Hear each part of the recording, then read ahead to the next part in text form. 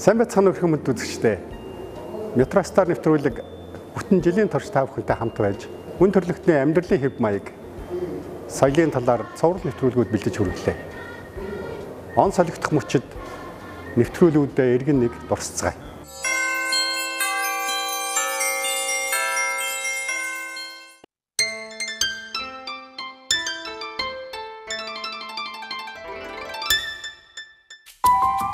Гол онцлог нь бол одоо зангилаа байгаа.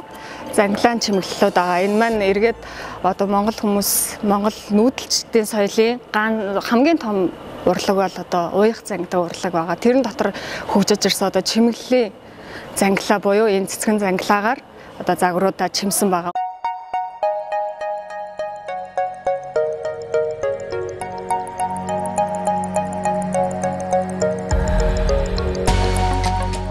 Соёл оргойн нэвтрүүлгийн ерөнхий ивент тэтгэгч APU компани. Зүгийн ингээд өгцөн ингээд чулуу ба штэ хов ба штэ. Энэ бол нэр үнэхээр санин ийм байгалийн бүтээл юм да. Бид мэдэн штэ одоо хов гэдэг чинь өөрөө байгалийн гаралтай материал. Олон сая жилийн өмнө тэр үед ургаж исэн халуун дулаан бүлээн орчинд ургаж исэн модны чулуучдсан давирхайл юм билээ л. Одоо ямар ч байсан нэг юм шумуул, ялаа, аалз, зарим нэгэн амтны навч хөл гарны хугархай эднэрүүд байдаг шүү дээ. Тэгэл тэрнтэй л адилхан юм болов уу гэд энд бол ховрол доо.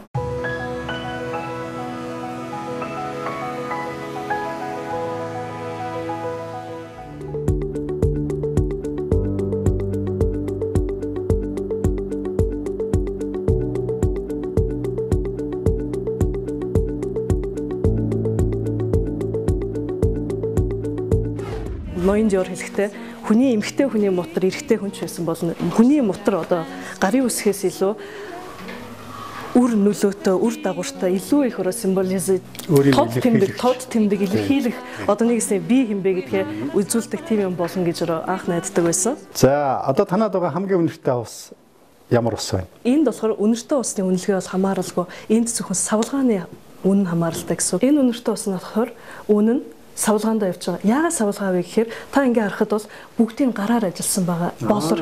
Болрыг болохоор байглаас нь шаврыг гаргаж ирээд халуунаар хүүтнэр ажиллаа бүгдийн гараар зорж ингээ чикант ингээ зорж хийсэн гэсэн үг. Энэ болохоор маш цөөн тоогоор яг ингээ хідэн сериалууд гарсан гэсэн үг. Мэдээж доор нь синатюр орж ирсэн, мастрийн синатюр нь орж ирж байгаа. Ингээ та тодорхой ингээ урлагийн бүтээл. Энэ бол яг ойлгодог консо хүнийх л урлагийн бүтээл. Тэгээ дотор нь ингээ харах юм бол могооны спираль хорн ингээ явж байгаа гэсэн үг. Энэ бол седуктив нас тийм нууцлаг байдал эмэгтэй хүний зан чанар бүх юмыг агуулсан. Тэгэд дээдлэг гэх юм бол шар алтаар алталсан байгаа. Тэгээ мэдээж энэ бүх юу лацсан болохоор юу гэж тавьчихсан гэхээр гараар алталсан утсыг мэдээж ороосон гэсэн үг. Урлагийн бүтээл.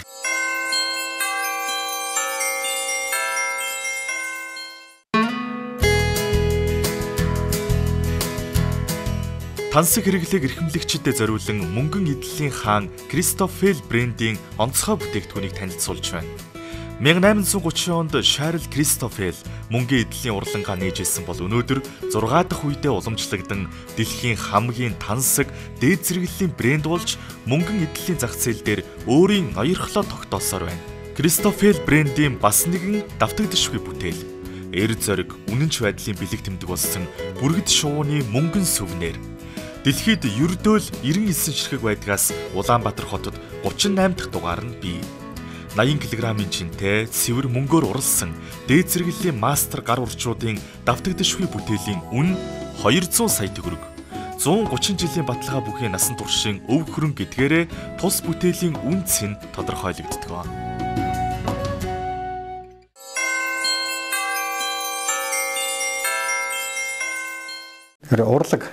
Урлагийн хүмүүжил.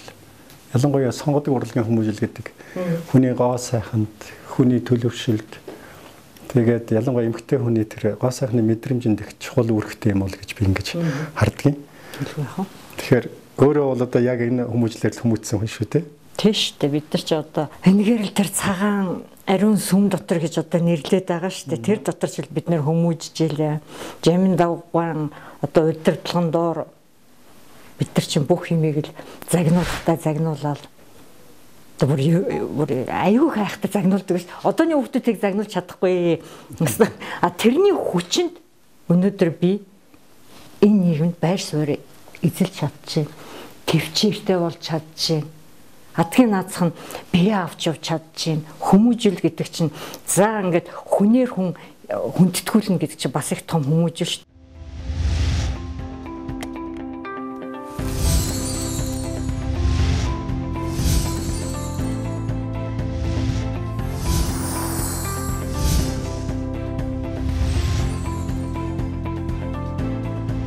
Сэргийгч ус оргилон.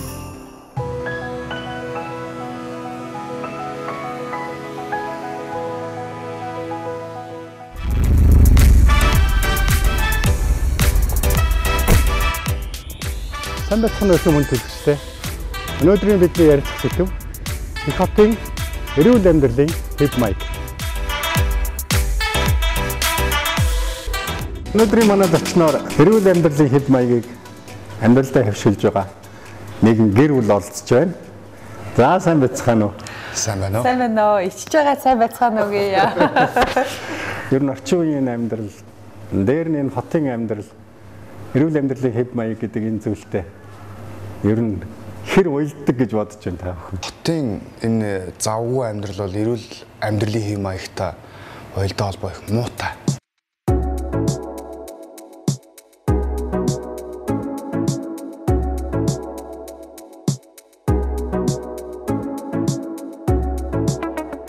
Яаж одоо өөртөө зөв сайхнаар зохицуулж амьдрах вэ гэдэг бол танаас өөрөөс нь шалтгаална. Цагийг өөртөө гаргаж сурах хэрэгтэй мэдээж. Дасгал хөдөлгөөнөө байнга хийх хэрэгтэй. Юугаар ч хамаагүй хичээлж болно. Сагсан бөмбөг бол сагсан бөмбөг, фитнес бол фитнес, хоккей тоглолт бол хоккейгоо тоглож болно. Аль болох өдрийн 24 цагийн дор хаяж 30 минутаас 1 цагийг байнга өөртөө зарцуулж чадах юм бол мэдээж энэ хотын их завгүй амьдрал, завгүй ажлын дундор бол хүн эрүүл их сайн сайхан амьдрах бүрэн боломжтой. Та хоёр тэгээд энэ их завгүй амьдралын хажуугаар яаж цаг зав гаргаж байна да? Ер нь манай гэр бүлийн хувьд бол яг одоо энэ бэлтгэл сургууль ер нь өөртөө цаг зарцуулах нь ер нь амьдралын яг салшгүй явж байгаа л да. Яг л ажлын төлөвлөгөө гэсэн.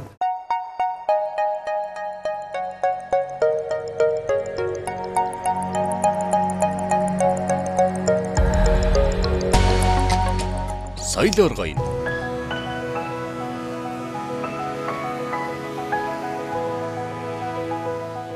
Яг энэ байрал нэгдүгürt их сайхан байрал юм аа гэдэг бодол хамгийн түрүү орж ирж байна. Тэгэхээр байрал гэдэг бол үнэтэй орон сууцны одоо нэг л үзүүлэлт шүү дээ тий. Тэглээ хаа. Тэгэхээр танай хувьд ер нь тансаг зэрэглэлийн орон сууц гэдэг энэ зүйлийг тодорхойлдог ямар үзүүлэлтүүд байдаг? Одоо яг энэ Bella Vista-гийн үнэхээр ер нь бол ямар ч төрлийн үйл хөдлөлт бол хамгийн номер 1-д бол үнэхээр байршил байдаг. Тэр дундаа үйл хөдлөлт одоо орон сууцны зорилттой үйл хөдлөлт бол одоо байршил бол одоо ерөөсөө номер 1 одоо гадны нэг локейшн гурваад яг тэр шиг. SM Village хотгоныг MCS Property компани өндөр чанартайгаар бүтээн байгуулаад зогсохгүй барилгын дэвшилт технологи материалуудыг ашиглаж бүрэн хэмжээнд ашиглалтанд оруулсан юм. Манай галтагаа бол үндсэн 2 хэсгээс бүтэж байгаа. Энэ хэсэг маань бол хүүтэн галтагаа буюу юм түгээсний хэсэг нь. За энэ шиг болохоор халуун галтагаа буюу бэлтгэл галтагаа байгаа.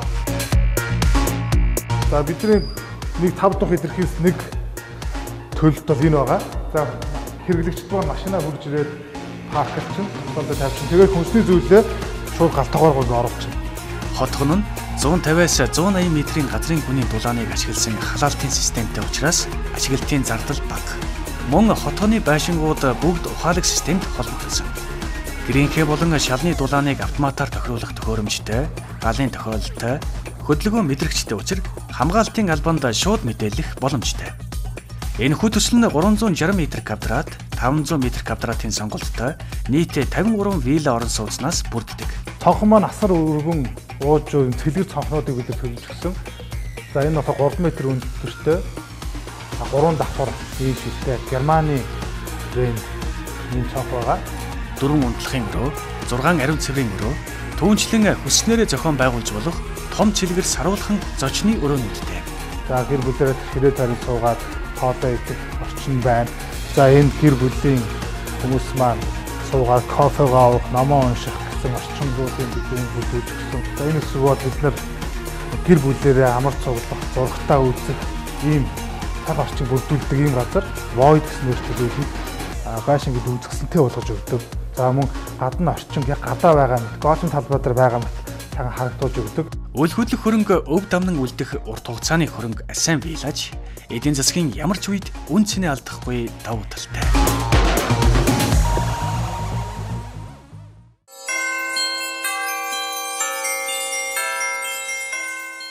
Монголд ирсэн анхны сэтгэл ямар байна? Миний төсөөлж байснаас Монгол өөр байсан. Шинэ ирсэн хүний нүдээр ингээ ажиллахад онцлог дүр төрх гэх юм уу? Улаанбаатарыг илэрхийлж байгаа тэр онцлог нь юу байна гэж өөрөө бодож байна? Милан хотын онцлогийг Улаанбаатар хоттой харьцуулахад хэцүү л дээ. Хоёр өөр соёл иргэншлэлд. Дуумаа бол Миланы нэг л билег тэмдэг. Харин Милан хотын амьдралын хэв маяг Миланыг илэрхийлж байгаа онцлог нь болдог. Харин Улаанбаатар хот үүнтэй л адил. Улаанбаатар хотын бэлэгдэл бол яг тэр барилга гээд онцлох хэцүү. Өөрийнх нь өөрмөц дүр төрх гээд онцлох зүйл гэхээс илүү Улаанбаатар хотын гудамжаар яваад хүмүүстэй харилцахад төрөх мэдрэмж бол хотынхны хэв маяг нь Улаанбаатар хотыг илэрхийлэх болов.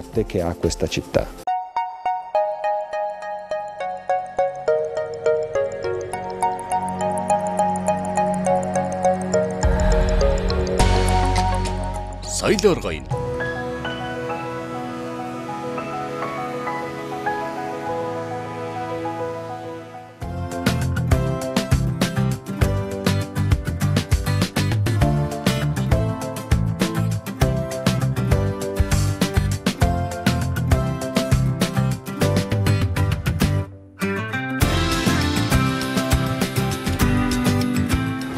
Би ярилцлага танаа буудлын нэрнээс эхэлмээр байна. Энэ нэрийг Английн зохиол Джеймс Хилтоны Алдагдсан хязгаар гэдэг зохиолтой холбож ярьдаг юм гэж би сонссон. Тэгэхээр энэ нэрний утга нь болохоор шүтэн барилга, диваажин гэсэн утгатай юм байна. Тийм үү? Тэгээ энд ирээд харж байхад тэр хийсвэр санаа диваажин гэдэг төсөөлөл энд бод биелээ олдсон юм шиг санагдаж байна. Сая та хамгийн чухал үг болох тийм сэтгэл төрлөө гэж хэллээ. Шангрилагийн гол зорилго бол тэр сэтгэлийг хүмүүс төрүүлэх явдлыг. Манай буудал бол тансаг зэрэглэлийн буудал бөгөөд холбогдох стандартыг баримтлан ажилладаг. Зөвхөн гантигшаал, гэрлийн болор бүрхүүлийг ярих нь гол зорилго биш л дээ. Энэ бол хангалтгүй. Шангрилагийн гол зорилго бол манай зочны сэтгэл төрөх, амар тайвны мэдрэмж, тайвширлын өөр юмсэг мэдрэмж. Дэлхийн аль ч өнцөгт байлаач, аялал ямар байлаач, хэцүү бэрх байлаач, бизнесийн асуудал хурцсан байлаач, манад буух болсон шалтгаан нь юу ч байж болно. Гэхдээ л манай зочин Шангрилад буухад амар тайвны мэдрэмж, төгс зохицолтолгооны тийм мэдрэмжийг гэртээ байгаа мэт өөрөөрөө байх тэр сэтгэлийг төрүүлэхийн төлөө бид ажилладаг. Манад буух зочид ийм сэтгэлдээ байгаасаа гэдгийн төлөө бид хичээдэг. Энэ л манай гол зорилго.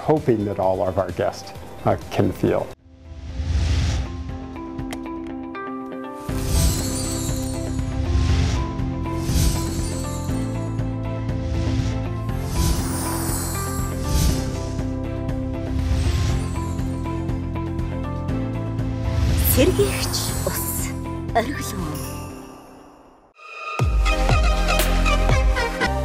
Метро Стар нэвтрүүлгийн баг оюу толгой компанийн соёлтой танилцахаар Өмнөг аймгийг зорилоо. Нийт 14 мянган монгол залуус нэгэн зорилгодоор хэрхэн өөрсдийн гэсэн онцлог соёлоо бүтээж байгааг хамтдаа сонирх.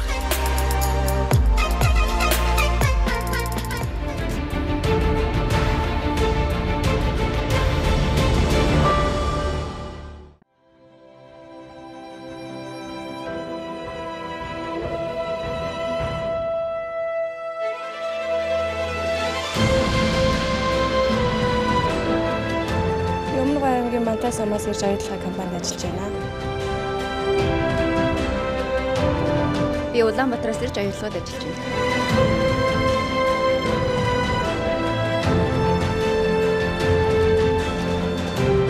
Би Өвөрангай аймгаас ирж ажиллаж байна. Би Энтэй аймгаас ирж оюутлагаа урахад ажиллаж байна. Би Орхон аймгаас ирсэн оюутлах компанид ажиллаж байна.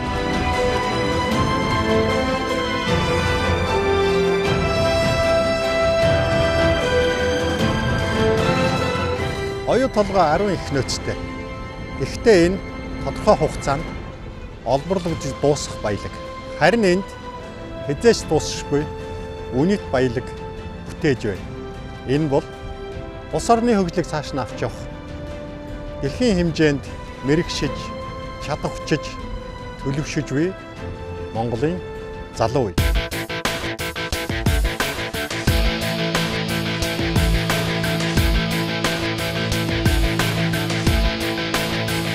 За хоёулаа яг баяжуулах үйлдвэрийн нутагталтын хэсэг дээр зогсож байна. Одоо энд яг өөрийн чинь хариуцсан үйл ажиллагаа явж байна да. Тэгээ яг засварын хүрээнд хариуцж байгаа засварын яг нэг хэсэг нь энд явагдаж байгаа.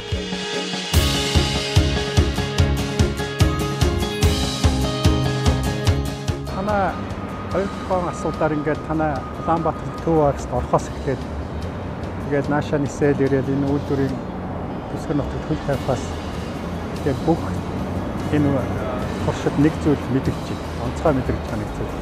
Аюулгүй ажил.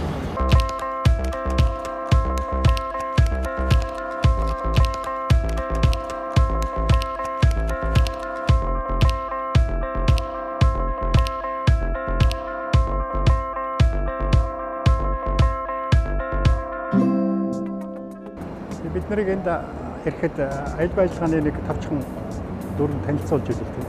Тэн дээр нэг гоё үг байгаа. Ажилдаа яваад гэртээ ямарваа нэгэн гэмтэл ослогоо ирнэ гэдэг хамгийн чухал гэж. Тэгэхээр энэ бол их олон зүйлийг агуулсан юм уу гэж би ойлгосон. Тэр бол мэдээж хамгийн чухал зүйл те биднээс арга гэрээсээ Улаанбаатар хотоос 600 км хүлээн хасдагцсан хоол ингээд ирж ажиллаж байна те. Мэдээж хүн болгон арга гэрээ сайхан амьдралын төсөлж ажиллаж байгаа юм шиг байна. Гэхдээ биднээс энд яаж анхыг хийсэндээ бүрэн бүтэн ирсэн шигээр ажиллаа дуусгаад хүүхэд гэр бүлтэй ээж аав найз нөхөд яг энэ чигээрээ очиход биднес хамгийн том зүйл.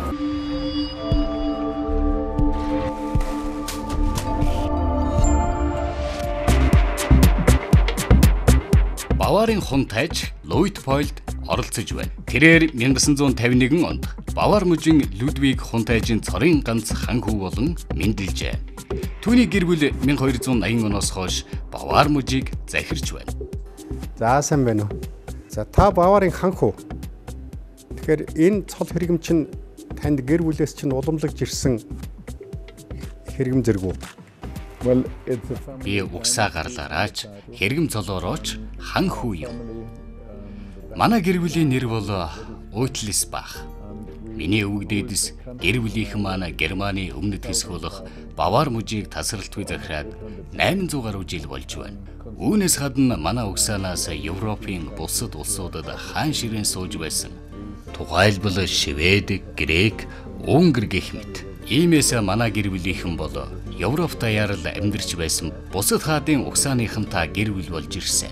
Герман улс бол 1918 онд бүгд найрамдах улс болсон хэдий ч манай гэр бүлийн нэр нөлөө идэвхтэй хിവэр ялангуяа соёл урлагийн салбарт нэлээд түлхүү байдаг.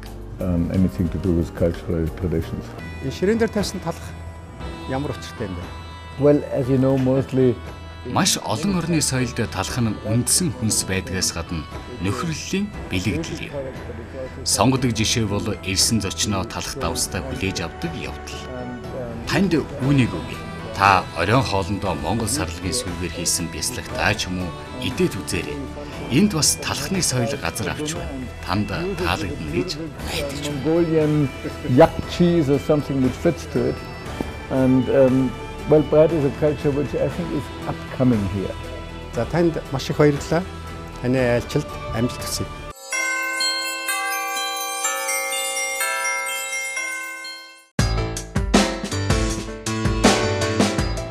Улаанбаатар хотын хамгийн үнэтэй туваа яки чиз алтан сарлагын бясалгыг онцолж байна. Энгийн нэгэн сарлагын бясалгаг хэрхэн тансаг зэрэглэлийн хүйсний бүтээгдэхүүн болон эх оронд минь үйлдвэрлэгдэж байгаатай танилцъя. Баян-Улгийн аймгийн Цэнгэл сумын баруун хязгаарт одоо манай Монголын хамгийн баруун хязгаарт байдаг уугуул иргэд туваачууд гэж байгаа.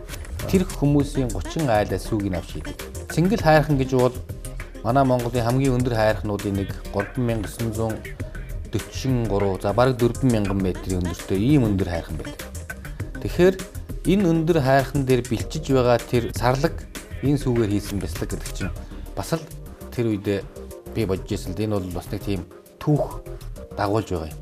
Хоёрдугаар тэр бяцлагны бас нэг давуу тал буюу одоо онцгой чанар нь юу юм бэ гэхээр 2500 метрээс дээшгээ урмал өөр шинжтэй болоо явчихдаг. Дандаа эмийн шахуу урмал явчихдаг. Маш ховор урмал. Дээрээс нь тэр өндөр дээр бол зөвхөн сарлагал бэлчиж чаддаг. Яагаад гэвэл тэр их хүчил төрөгч багтаа тийм өндөр дээр бусад мал бол тогтож чаддаг юм байна. Бэлчиж чаддаг. Сарлаг бол өөрөө тийш яваад байдаг өндрийн амтан учраас.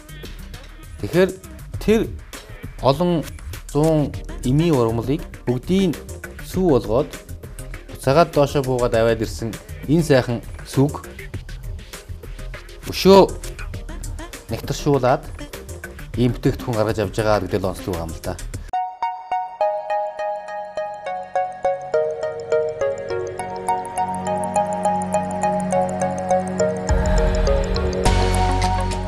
Соёл оргоён. Манай өнөөдрийн нэвтрүүлгийн Метро Cities Багнараза автомотив компанийн гүйцэтгэх захирал Гарит Вилсон оролцож байна. За сайн байна уу? За сайн байна уу? За өнөөдрийн мэнд. За хоёлаа яриага тансаг зэрэглэлийн автомашин гэдэг тодорхойлтоос эхлэе. За. Тэгэхээр тансаг зэрэглэлийн автомашин гэж ямар машиныг хэлдэг? За миний бодлоор тансаг зэрэглэгч гэсэн олон ангилж болно. Дотор. Дотор. Дээд зэрэг, дуун зэрэг тансаг зэрэглэл бас бий. Жишээлбэл энэ Range Rover энэ арай өргөн хэрэглээний тансаг зэрэглэл. За.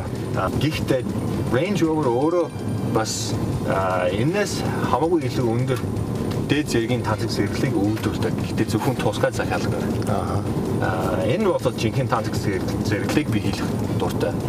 Хүмүүс их сонин хувцас захиалгатай хүртэл хувцас захиалаад хэрэг хамгийн гой чамин биеийн таарсан тийм хувцас авъя гэвэл захиалга. Хултааны төв дээр очиод шууд үлгүүрээс нэг юмыг сонгоод авахгүй бэлэн хувцасыг сонгохгүй тий. Заавал тэрийг тааруулж хийлгдэг өөрөөр хэлбэл тий. Бэлэн хувцас авсан ч гэсэн заримдаа нүг ойлгосон дээр очиод за мавыг доороос нь жоохон аваад эсвэл жоохон тайлтай болохын тулд яг хажуудлаас нь жоохон авах юм уу. Энэ бол жинхэнэ тансаг зэрэглэлийг хийлгэн би боддог.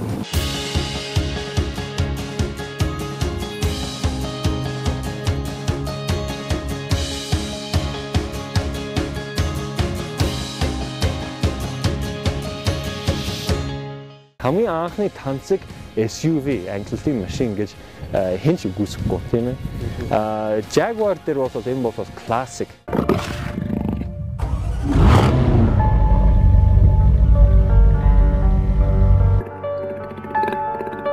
Хязгааргүй эрхчлөө. Хурд. Аюулгүй ажиллагаа. Эрхэм сэдвэр төрх.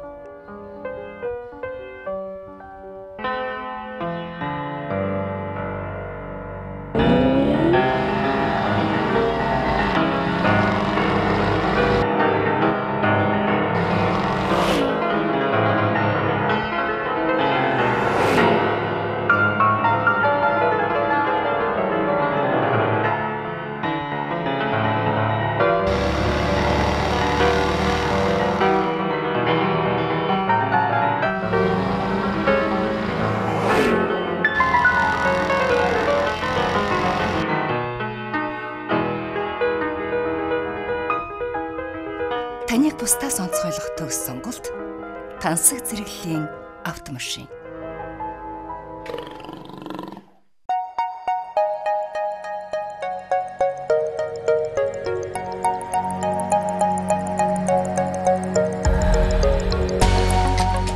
Соёл оргоён.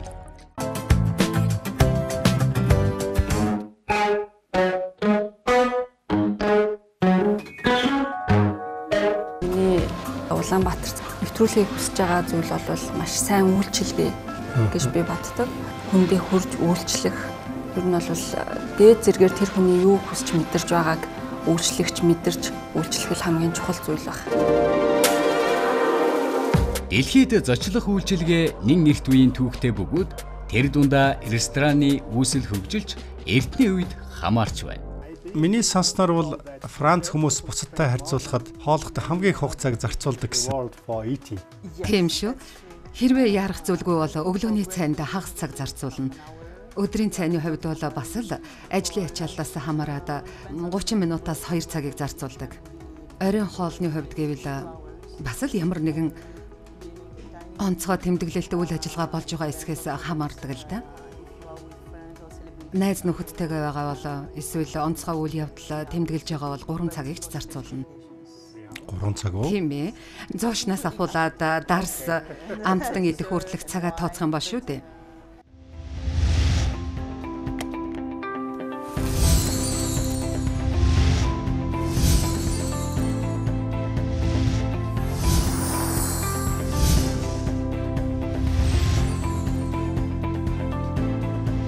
Сэргийгч ус оргилоо.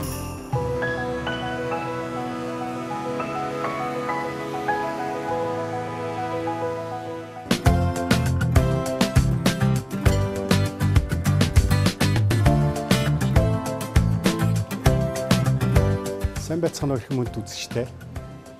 Манай энэ удаагийн нэвтрүүлэг дижитал хэрэглгээний соёл сэдвээр та бүхэнд хүрч байна. Яг энэ салбарын чинь онцлог яг эмхтэй удирдагч гэдэг энэ хоёр утга хоорондоо хэр зэрэг уялддаг вэ? Манай салбарын нэг онцлог бол дэлхий дээр энэ технологийн хувьсэл ялангуяа тесрэлтийг ингээ бий болгож байгаа салбар. Үнэхээр төсөөлшгүй шүү дээ. Тэгэхээр яг нь ерөн зүгээр нөгөө бид нар яг ингээ фокуслаад ганцхан үйлдвэрлэлийн технологио сайжруулах гал яваад байгаа хүмүүс биш. Маш олон индастрийг ингээ төвжүүлэх гээд байгаа болохоор олон зүйлийг уншиж, судалж түүчээ болж байгаагийн хувьд бол маш их хариуцлага их. Хязгаарлалт цаг хугацаанд. Тэр чинь хамгийн чухал байхгүй. Тэгээд ирэхээр зүгээр ер нь нөгөө өөрөө эмэгтэй хүний мөн чанар нэг тийм малтитаскинг олон юм руу зэрэг орж чаддаг. Тэр шин чанар бол нөлөөсөн байж болох юм. Тэгээ манай салбарт ажиллаж байгаа олон эмэгтэй этгээний салбарын удирдах ажилтан бэлтгэж байгаа шүү дээ. Тэднийг бид ч гэсэн харахад тэгж байгаа. Тэгжил хараад байгаа даа.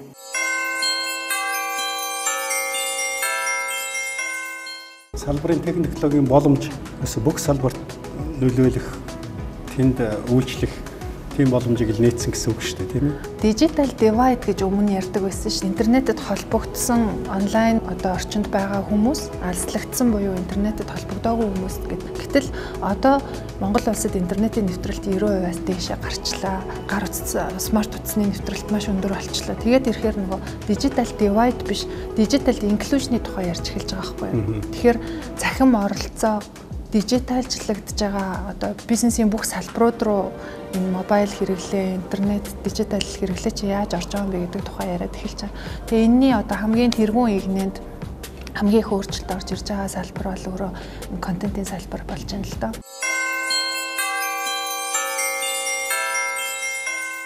Хамгийн дуртай нэвтрүүлэг чи юу гэдэг вэ? Миний юу? За одоо яг ингээ хэлэхэд бол яг санаанд тэр гээд шууд орж ирэхгүй. Тэгвэл таны хамгийн дуртай кино чи юу гэдэг вэ? Салхиар төгс. За, нэвтрүүлэг бол тархинаас бүтдэг, кино бол зүрхнээс бүтдэг зүйл. Тэгээд зүрхэнд өгнө гэдэг чинь ерөөсө атгаж аваад гээж болохгүй зүйл. Тийм болохоор кино өөрөө буцаагаад хүний хүн чигээр нь байлгах том хэрэгсэл, соёлын хэрэгсэл.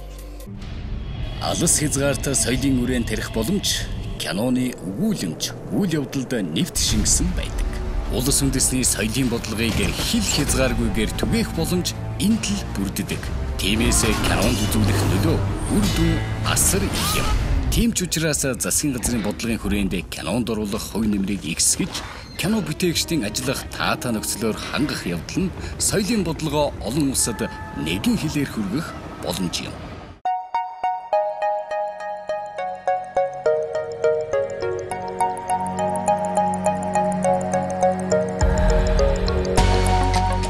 Соёл оргойн нэвтрүүлгийн ерөнхий ивент тэтгэгч APU компани.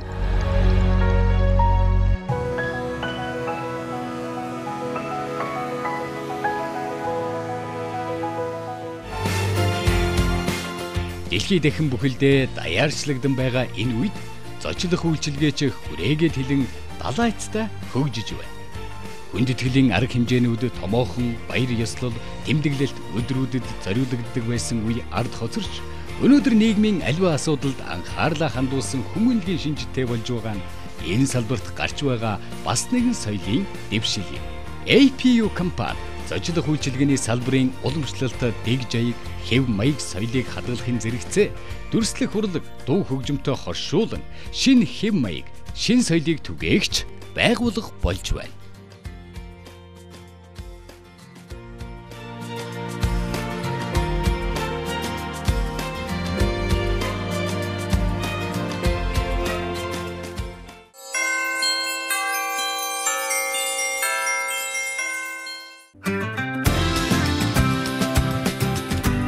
Их хотод маань амгалан шөнө айлчлан иржээ.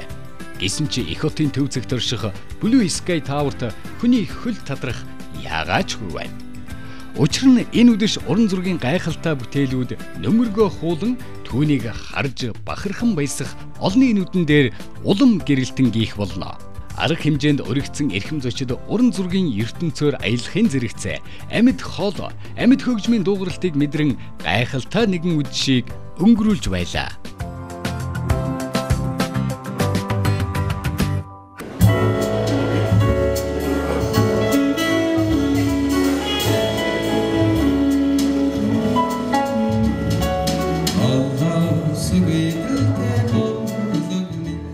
Урлагийн олон төрлөөс дүрслэх урлагийг хамгийн ахмад нь хинч бий.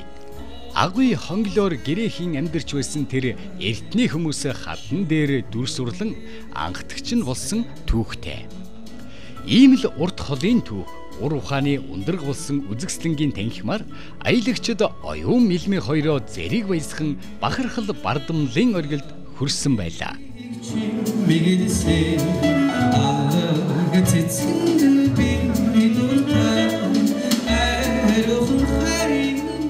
Энэ бас нэг том үзэгдэл гэж би ойлгож байна. Яг гэвэл бид нар бол үндсэндээ Монгол ийм сайхан бүтээлүүдийг цуглуулдаг, нэг дор байлгадаг ийм санаашигтай хүмүүс бий болчихжээ. Тэгэхээр эн чинь бол их том үзэгдэл байхгүй юу? Энэ бол бас нэг тодорхой хэмжээний гоё соёл. Энэ байсан уу? Байсан. Гэтэ сүүлийн үед яг ийм одоо тийм сэтвчилсэн эсвэл зориулагдсан тухайлсан ийм үзэсгэлэн бол тэгээд ийм хэлбэрээр хийдэг.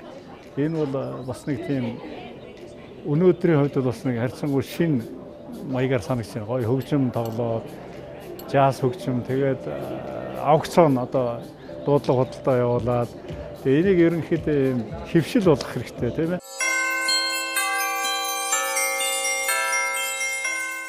Нэг юм хүндэтгэлийн арга хэмжээнд дээр манай урлаг соёлын одуу дээрээ тоглож байгаа. Тэгсэн тодорхой хэмжээнд өөрийнх нь авиас чадвар өндөр зэрэглэлийн болцол улсууд гэж үзэн шүү дээ бид нар. Тэгэхэд нөгөө яг ширээн дээр хоол ид таарж байгаа хүмүүс. Тэгэхээр энэ бол бас нөгөө этик талаасаа бас л зөрчилдөөл байна гэж би ингэж хараад байгаа юм л да. Тэгээ ер нь бол яг зөвлөлтөө одоо жишээ нь шинжлэлийн арга одоо дайлангаа шинжлэлийн үйл ажиллагаа болж байна. Квартет, хийл, симфони хайрал хөгжмийг урьж авчирдаг. Тэдгээр улсуудыг яаж хөндлөх вэ гэх юм бол одоо эхлээд эн чинь ресепшн маягаар нэг 10 минутын хугацаанд бүгдээрээ босоо нэг нэгээ хүлээж явах зур хөнгөн тийм ориглоонд арстаа. Тэгээ анхаарлаа хандуулад үзвэл илүү хүндэтэх болов. Мэдээж хоёр дахь хэсэгтэр хоёр дахь мейн корс ирлээ. Гэхдээ хоол идээ дуусныхаа дараа илүүтэйгээр одоо энэ манай рок попын одуудыг дуулвал илүү зохимжтой байх болов. За амжилт хүсье. За их баярлалаа. Танд ч гэсэн одоо амжилт хүсье. Танаа нэвтрүүлэгт.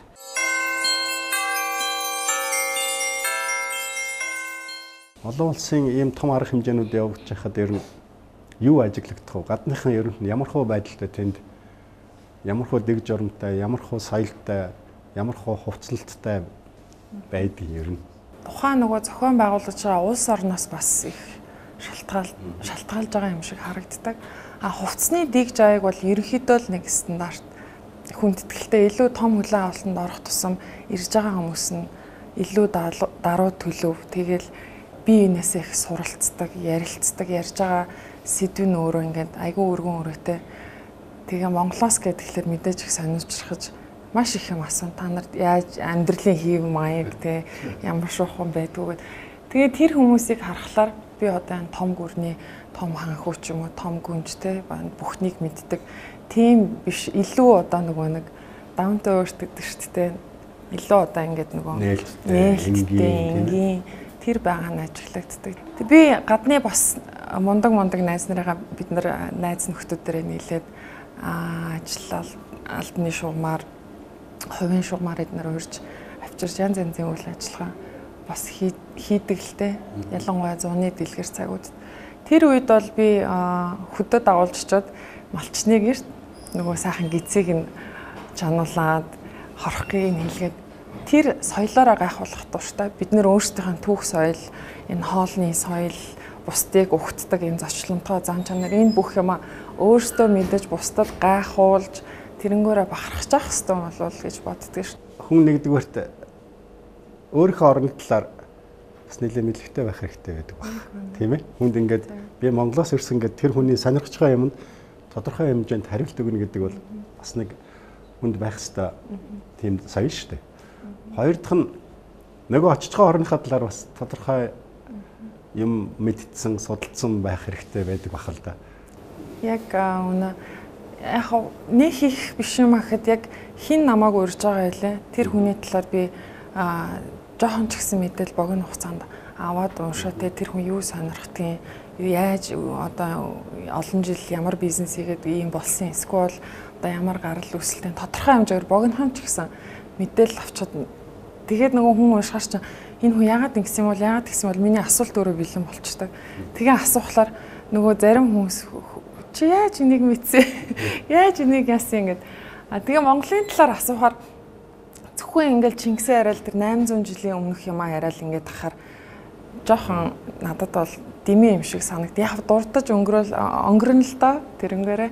Гэхдээ одоо болж байгаа бас сайн сайхан юмнуудаа тэгээд энэ нүүдэлчний соёлоо янз янзын юмнуудаа уншиж мэдчихэл ах хэвээр.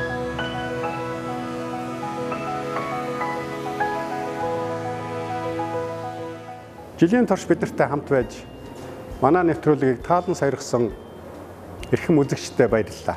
Шинэ ондоо эргэн уулзлаа баяртай. Та бүхэнд шинэ оны мэнд дэвшүүлье.